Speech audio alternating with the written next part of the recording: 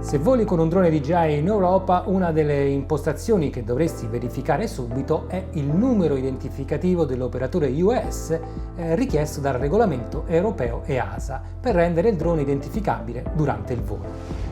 Io sono Massimiliano Zeoli, pilota e istruttore DJI, e in questo video ti mostrerò come inserirlo direttamente nell'app DJI Fly in meno di un minuto.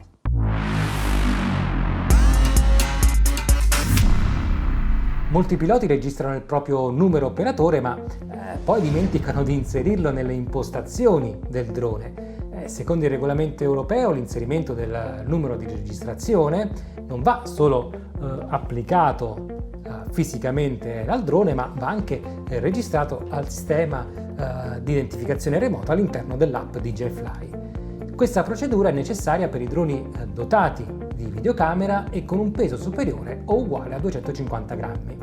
Attenzione però, inserire il numero nell'app non sostituisce gli altri obblighi previsti dalla normativa come registrazione dell'operatore, marcatura del drone, stipulare un'assicurazione o formazione quando richiesta. Qualsiasi sia il tuo modello di drone DJI con un peso superiore ai 250 grammi, apri l'app DJI Fly. In questo momento sono collegato al DJI Avata 360, ma il procedimento è uguale per tutti i modelli. Accedi quindi alla schermata principale e collega il drone. Tocca su Vola e poi tocca sui tre puntini in alto a destra e accedi alle impostazioni generali di sicurezza. Scorri fino alla voce Identificazione remota UAS. Se stai utilizzando un altro modello troverai più voci, quindi scorri verso il basso per trovarla. Nel campo Operator Registration Number puoi inserire il tuo numero operatore rilasciato da ENAC.